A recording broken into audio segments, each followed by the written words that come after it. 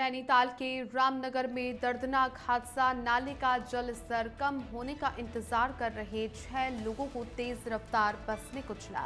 2 की मौत, 4 गंभीर घायल।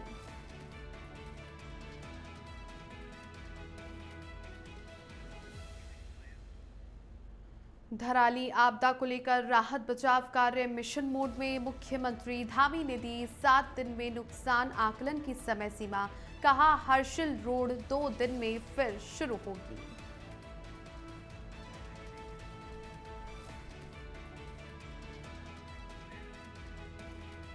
देहरादून में 10वें विश्व आयुर्वेद सम्मेलन एवं आरोग्य एक्सपो कार्यक्रम का आयोजन। मुख्यमंत्री पुष्कर सिंह धामी ने कार्यक्रम में की शिरकत। कहा, हमारा प्रदेश योग और आयुष की धरती।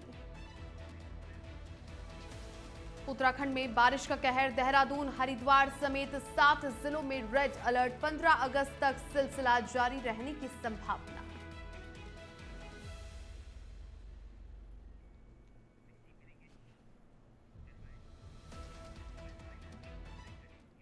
नमस्कार, वंदे भारतम इंडिया अहेड देख रहे हैं आप और आपके साथ हूं मैं छवि फागना। बुलेटिन की शुरुआत करते हैं। धराली आपदा के बाद राहत और बचाव कार्य तेजी से जारी है। मुख्यमंत्री पुष्कर सिंह धामी ने 3 दिन तक आपदाग्रस्त क्षेत्र में रह करके लोगों का हौसला बढ़ाया और अब देहरादून कंट्रोल रूम से हर पल हालात की मॉनिटरिंग कर रहे हैं। सीएम ने क्षतिग्रस्त संपत्तियों के आकलन के लिए 7 दिन की टाइमलाइन दी। हर्षिल रोड को 2 दिन में शुरू करने के निर्देश दिए और कल्प केदार देवता मंदिर के पुनर्निर्माण का आश्वासन भी दिया। उन्होंने सभी से राहत कर्मियों का उत्साहवर्धन करने और भ्रामक प्रचार से बचने की अपील की है। वहीं पर पौड़ी जिले में 338 गांव प्रभावित हैं, जहां पर अब तक 50.86 लाख रुपए का मुआवजा बांटा जा चुका है। पौड़ी के करीब 338 गांव और ऐसे में इन जो प्रभावित गांवों के तहत जो कार्य किया जाना है पुनर्निर्माण को लेकर के खुद मुख्यमंत्री पुष्कर सिंह धामी इस और नजर बनाए हुए हैं और 7 दिन में नुकसान के आकलन की समय सीमा तय की गई है। और हर्षिल रोड हो, उसके अलावा जहां पर भी नुकसान हुआ है, अब ऐसे में इन सभी के पुनर्निर्माण को लेकर के बैठक धामी ने ली और साथ ही साथ अधिकारियों को यहां पर उचित निर्देश दिए हैं और साथ ही साथ जहां पर रेस्क्यू किया गया वहां पर भी कितना नुकसान हुआ, स्थिति फिलहाल क्या रही है और राहत बचाव के जो कार्य है मिशन मोड में जारी है, जिसको लेकर के खुद मुख्यमंत्री पुष्कर सिंह धामी पूरी तरीके से नजर बनाए हुए हैं और हर एक पल की जानकारी भी वो ले रहे हैं। अभी तक जो रेस्क्यू अभियान चला है सभी लोगों ने उसमें अच्छा समन्वय किया है। कोशिश की है हर एक व्यक्ति को बाहर निकाला जाए, हर एक जो संभव सहायता है वो करी जाए। उसके तहत लगभग अभी तक 1200 से अधिक लोगों को हेली सेवा के माध्यम से रेस्क्यू किया गया और अभी भी हेली सेवा हमारी चल रही है। स्थानीय लोगों को भी निकाला गया, जो गंगोत्री धाम, हर्षिल, अन्य स्थानों पर आए हुए तीर्थयात्री थे, श्रद्धालु थे, उन सभी को निकाला गया है। और इधर देहरादून में 10वें विश्व आयुर्वेद सम्मेलन एवं आरोग्य एक्सपो कार्यक्रम का आयोजन किया गया, जहां पर प्रदेश के मुख्यमंत्री पुष्कर सिंह धामी ने कार्यक्रम में शिरकत की। इसी दौरान शिक्षा एवं चिकित्सा मंत्री डॉक्टर धन सिंह रावत और चंद्रशेखर नायर, अध्यक्ष वर्ल्ड आयुर्वेद फाउंडेशन, मौजूद रहे। मुख्यमंत्री एवं सम्मानित अतिथियों ने दीप प्रज्वलन करके कार्यक्रम का शुभारंभ किया। सीएम धामी का कहना है कि हमारा प्रदेश योग और आयुष की धरती है और इस प्रकार के सम्मेलन होने से ये बात मील का पत्थर साबित हो रही है। कार्यक्रम में शिरकत मुख्यमंत्री पुष्कर सिंह धामी ने की और कैबिनेट मंत्री भी उनके साथ में मौजूद रहे और साथ ही प्रदेश को योग और आयुष की धरती भी सीएम धामी ने बताया। 10वें विश्व आयुर्वेद सम्मेलन और आरोग्य एक्सपो के कार्यक्रम में मुख्यमंत्री पुष्कर सिंह धामी पहुंचे और ऐसे में इस कार्यक्रम में शामिल तमाम जो डॉक्टर्स भी थे और ऐसे में आम जनता थी, उन्हें भी संबोधित मुख्यमंत्री पुष्कर सिंह धामी ने किया।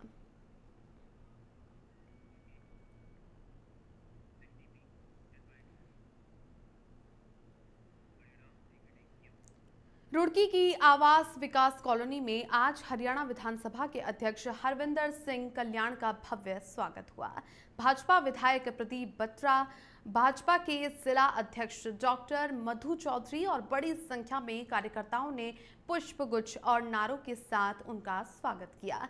ये कार्यक्रम नरेश चौधरी के आवास पर आयोजित किया गया था, जहां पर स्थानीय लोगों की भी भारी मौजूदगी रही। स्वागत के बाद में हरविंदर सिंह कल्याण हरिद्वार के लिए रवाना हो गए। भव्य स्वागत सत्कार किया गया हरियाणा के विधानसभा अध्यक्ष का, जिसके बाद में बीजेपी के कार्यकर्ताओं और नेताओं ने उनका जोरदार तरीके से अभिनंदन किया और आवास विकास कॉलोनी में एक कार्यक्रम का आयोजन किया गया था, जिसमें शिरकत करने के लिए वो पहुंचे थे और स्थानीय लोगों की भी भारी मौजूदगी इस कार्यक्रम में देखने को मिली। और मुलाकात करते हुए सभी हरियाणा विधानसभा अध्यक्ष हरविंदर सिंह कल्याण से करते हुए नजर आए। इसके अलावा उनका स्वागत सत्कार किया गया और बीजेपी के तमाम कार्यकर्ताओं ने उनसे चर्चा भी की।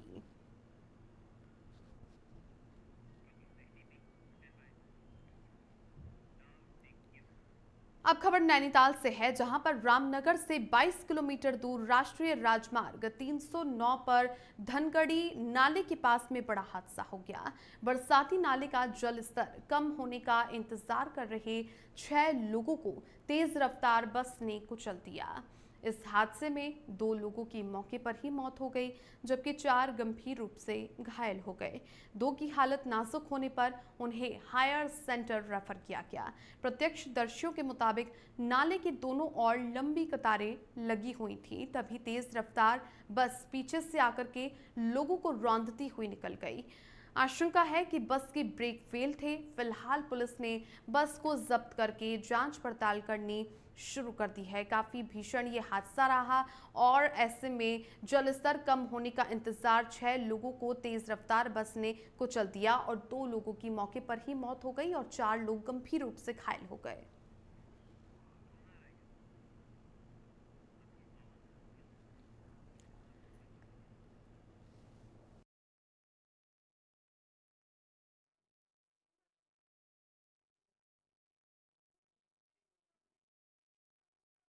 देखिए, जनपद नैनीताल में अभी रेड अलर्ट जारी किया गया है मौसम विभाग के द्वारा। इसमें धनगढ़ी नाले का जलस्तर लगातार बढ़ते जा रहा है। तो वहाँ पे एक बस के द्वारा कुछ बाइक सवारों को टक्कर लग गई है, जिसमें कुछ 4 लोगों के घायल होने की हमें सूचना प्राप्त हुई है और 2 लोगों के मृतक होने की अभी तक सूचना प्राप्त हुई है, जिसमें घायलों का लगातार उपचार यहाँ पे अस्पताल में चल रहा है और बाकी जो अग्रिम कार्रवाई है पुलिस विभाग के द्वारा की जा रही है। प्रथम दृष्टया इसमें बस के ब्रेक फेल होने का बात सामने आई है, बाकी अभी जांच करवाई जा रही है। हम लोग जो है धनगढ़ी के इस साइड पे सब लोग खड़े हुए थे, टीचर लोग। हम अब इंतजार कर रहे थे, मतलब थोड़ा पानी कम हो, और पीछे से बस आई काफी तेज गति में, पता नहीं उसके ब्रेक फेल थे, अभी भी वहाँ खड़ी है और रोनती हुई चली गई। जहाँ से हमारे साथ में कुछ शिक्षक लोग थे, उनके ऊपर से उतर गई और शायद वो जानलेवा हुए। अल्मोड़ा में जिला पंचायत अध्यक्ष पद के लिए आज सुनीता कुंजवाल ने दमखम के साथ में नामांकन दाखिल किया। कांग्रेस के दिग्गज नेता और पूर्व विधानसभा अध्यक्ष गोविंद सिंह कुंजवाल की बहू सुनीता ने कहा कि पार्टी और सदस्यों का पूरा साथ मिल रहा है और जीत के बाद जनपद के पूर्ण विकास के लिए प्रतिबद्ध रहेंगी। नामांकन में पहुंचे गोविंद सिंह कुंजवाल ने दावा किया कि सदस्यों के सहयोग से सुनीता भारी मतों से जीत की ओर बढ़ रही है। उन्होंने भाजपा सरकार पर भ्रष्टाचार और जन विरोधी कार्यों का आरोप लगाते हुए कहा कि अब प्रदेश की जनता भाजपा को नकार रही है।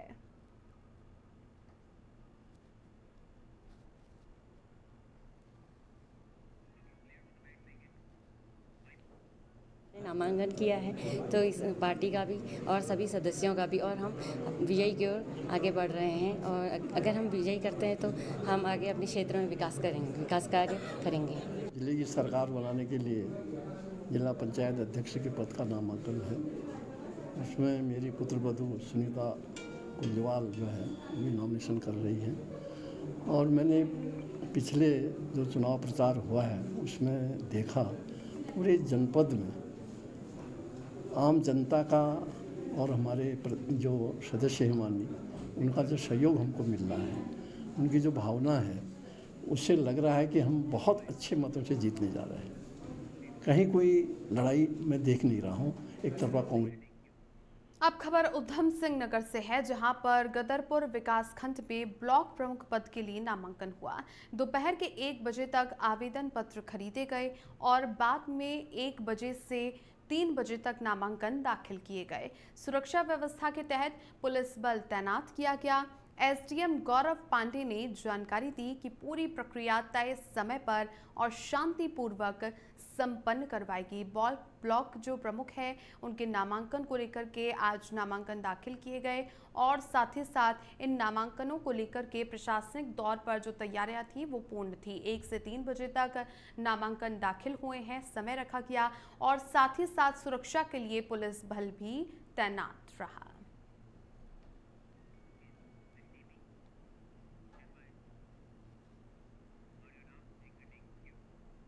उत्तराखंड में पहाड़ से लेकर के मैदान तक भारी बारिश का दौर जारी है और मौसम विज्ञान केंद्र ने कई जिलों में रेड अलर्ट जारी किया है। देहरादून, हरिद्वार, टिहरी, पौड़ी और नैनीताल, उधम सिंह नगर साथ ही बागेश्वर में कहीं कहीं भारी बारिश की संभावना जताई गई है, जबकि अन्य जिलों में हल्की से मध्यम बारिश के साथ में तेज बौछारें पड़ सकती हैं। ये दौर 15 अगस्त तक जारी रहने के आसार हैं। प्रशासन ने लोगों से अपील की है कि नदी नालों से दूर रहें और अनावश्यक यात्रा से बचें, क्योंकि जल स्तर अचानक बढ़ सकता है। मौसम विभाग ने अलर्ट जारी कर दिया है। उत्तराखंड में बारिश के कहर को देखते हुए कई ऐसे जिले चिन्हित किए गए हैं जहां पर उन जिलों में रेड अलर्ट जारी कर दिया गया है और लोगों को भी अलर्ट रहने की चेतावनी दी गई है।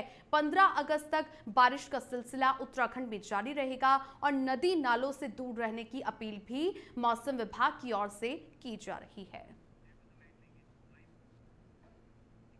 देखिए, आज जो है 11 अगस्त हो गई है, तो अगले 4-5 दिनों में उत्तराखंड में अधिकांश स्थानों पे हल्की से मध्यम वर्षा रहेगी। और भारी बारिश की बात करें तो आज जो है 11 तारीख को उत्तराखंड के जो मैदानी क्षेत्र हैं और उससे लगे जनपद हैं, जैसे देहरादून, टिहरी, पौड़ी, हरिद्वार, ऐसी नैनीताल, उधम सिंह नगर या ऊपर बागेश्वर जनपद है, यहाँ पर कुछ स्थानों पे भारी से बहुत भारी वर्षा मिल सकती है और कहीं कहीं जो है अत्यंत भारी वर्षा मिलने की भी संभावना है। तो इन जनपदों को अभी रेड कलर में किया गया है। हरिद्वार की कोतवाली ज्वालापुर पुलिस ने अवैध नशे के कारोबार पर बड़ी कार्रवाई करते हुए एक स्मैक तस्कर को गिरफ्तार किया।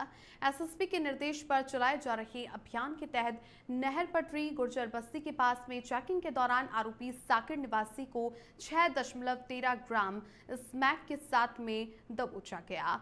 साथ ही आरोपी के खिलाफ एनडीपीएस एक्ट के तहत मुकदमा भी दर्ज करके आगे की कार्रवाई की जा रही है।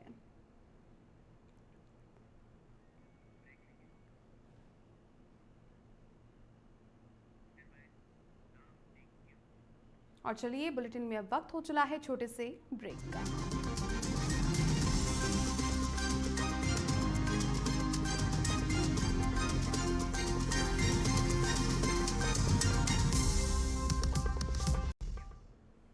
ब्रेक के बाद आपका स्वागत है। चलिए आगे बढ़ते हैं। उत्तराखंड में 89 ब्लॉक प्रमुख और 12 जिला पंचायत अध्यक्षों के चुनाव की प्रक्रिया शुरू हो गई है।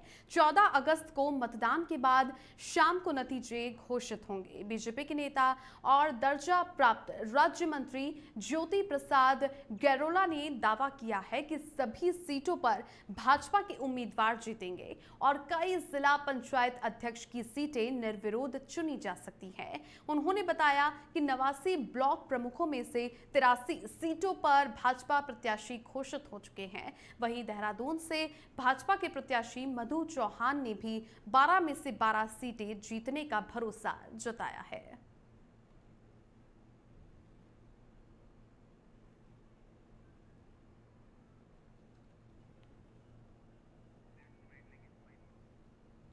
देखिए, मैं पार्टी नेतृत्व की आभारी हूँ कि मुझे भारतीय जनता पार्टी ने अपना जिला पंचायत देहरादून के लिए प्रत्याशी घोषित किया है।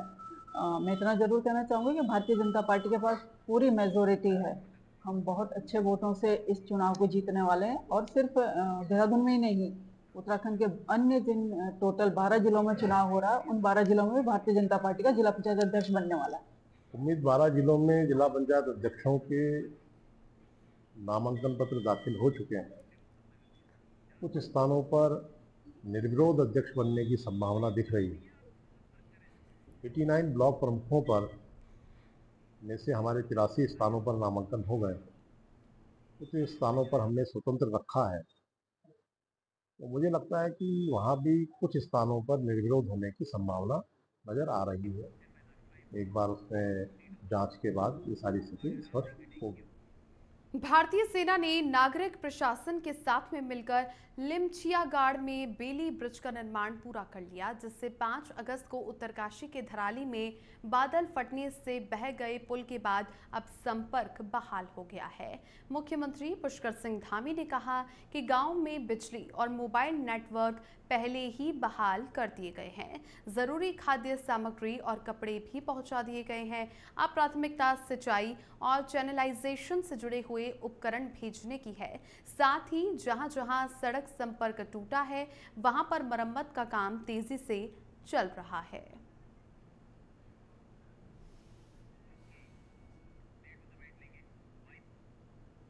देखिए, बिजली पहले ही रिस्टोर हो गई है, मोबाइल नेटवर्क वहाँ पर चालू हो गया है। सभी प्रकार के जो सामान हैं, खाद्य सामग्री है, कपड़े हैं इत्यादि की सभी व्यवस्थाएं वहाँ पर हो गई हैं। राहत सामग्री पहुँच गई है, राशन किटें बनकर वहाँ पहुँच गई हैं। और जो लिमचागाड़ है वहाँ पर एक बड़ा पुल जो क्षतिग्रस्त हो गया था, उसको रात में रीइंस्टॉल करके चालू कर दिया गया है। अब हमारी प्राथमिकता है कि जल्दी से जल्दी जो हमारे अनेक प्रकार के उपकरण हैं जो सिंचाई में काम आते हैं, चैनलाइजेशन में काम आते हैं, जो ताल वहाँ पर बन गया है, और रोड कनेक्टिविटी और भी कई स्थानों पर अभी नहीं है, उसको बनाना, उसको जल्दी से जल्दी कनेक्ट करना, और उसके बाद अन्य जो काम है वो काम।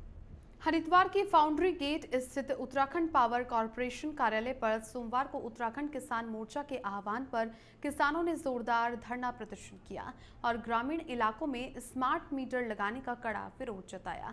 किसान नेताओं ने प्रबंध निदेशक के नाम ज्ञापन सौंपकर मांग की कि देहात में स्मार्ट मीटर लगाने की प्रक्रिया तुरंत रोकी जाए, ट्यूबवेल के बिजली बिल माफ किए जाएं और सिक्योरिटी चार्ज की वसूली बंद हो। किसानों ने चेतावनी दी है कि मांगे नहीं मानी गई तो आंदोलन प्रदेश स्तर पर तेज किया जाएगा। स्मार्ट मीटर को लेकर के ग्रामीणों ने विरोध जाहिर किया है। इसके अलावा ट्यूबवेल बिजली बिल माफी की भी मांग ग्रामीणों ने की है।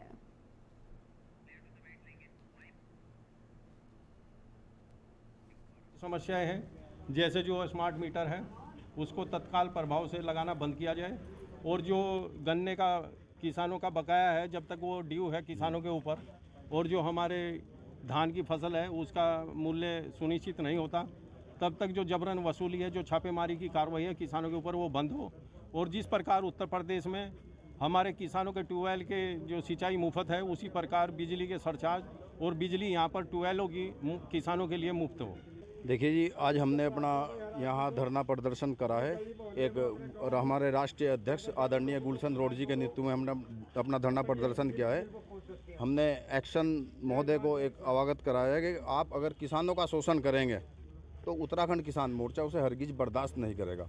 स्मार्ट मीटर को लेके किसान भाइयों को स्मार्ट मीटर को लेके कुछ उनके बिलों पे एसडी लगाने के लिए और यूपी की तरफ पे बिजली माफ़ करने के लिए उनकी कुछ डिमांड थी, जिसलिए उनके लिए उन्होंने अपना प्रतिवेदन दिया। और मैं कोशिश करता हूँ, हमारी कोशिश रहेगी कि बिजली विभाग की तरफ से किसान भाइयों को पूरा सहयोग।